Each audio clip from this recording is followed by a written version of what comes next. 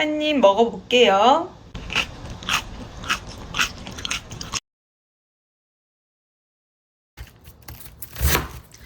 칼을 이용할 경우에 너무 얇아질 수가 있기 때문에 양배추는 칼로에서 약 0.1mm 두께로 썰어주시는 걸 추천합니다.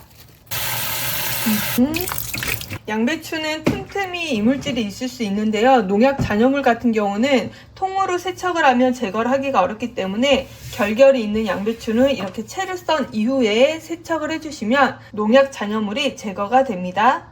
약 5분간 담궈 놓은 양배추는 맑은 물에 3-4차례 씻어내주세요.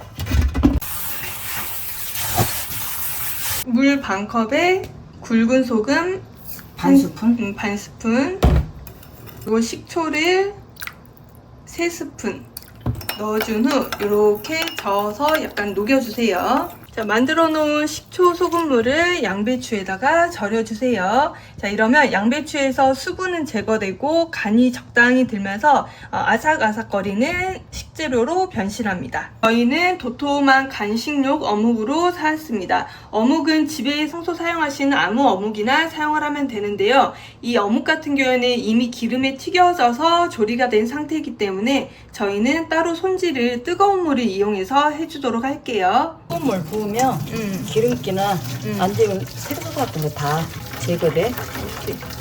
이렇게 특히 아이들이 있는 집 같은 경우에는 이렇게 한번 뜨거운 물로 제거를 해주시는 게 좋습니다. 소세지나 어묵류는 뜨거운 물로 한번 이렇게 데쳐주세요. 이렇게? 그러면 이렇게 기름기가 통통 뜬 몸에 해로운 물들이 살짝 빠져나옵니다. 저희는 어묵이 좀 도톰해서 이렇게 절반 나누도록 할게요. 보통 치즈 스틱 정도의 사이즈의 어묵이시면 그냥 사용하시면 되고요. 더 클 경우에는 이렇게 절반으로 잘라주세요.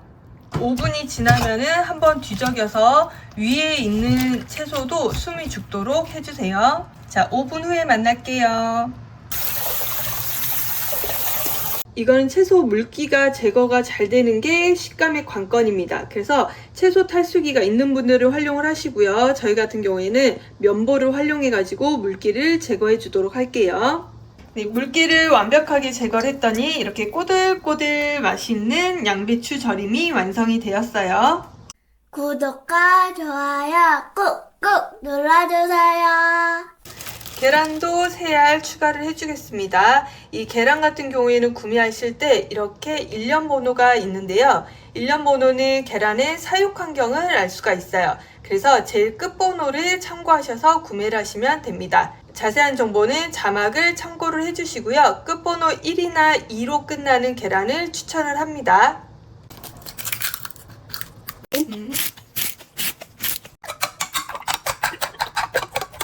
네, 식빵을 밀대로 평평하게 펼쳐주세요. 최대한 얇게 펼쳐주셔야지 잘 말립니다.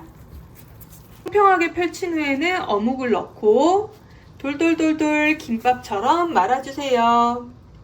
자, 그리고 끝부분이 붙을 수 있도록 이렇게 계란물을 입힌 후에 꼭꼭 눌러주시면 완성이 됩니다. 자, 몇 개 더 말아줘 볼게요.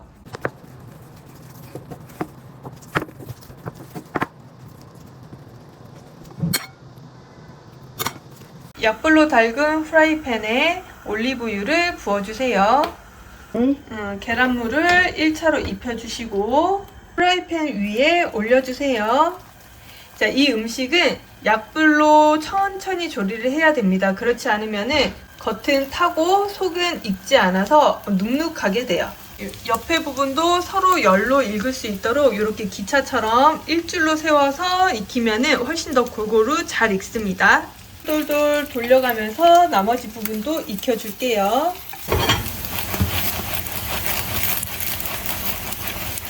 이거 식으면 잘라야 돼? 식은 후에 이렇게 김밥처럼 한입 사이즈로 잘라주시면 됩니다. 네, 예쁘게 쌓아놓은 이후에 한쪽 면에 준비해 놓은 채소 고명을 올려주세요. 그냥 먹어도 맛있지만 앞에 만들어 놓은 야채를 같이 곁들이면 전혀 느끼하지 않고 최고의 밥 반찬과 간식 그리고 안주류가 됩니다. 한입 먹어볼게요.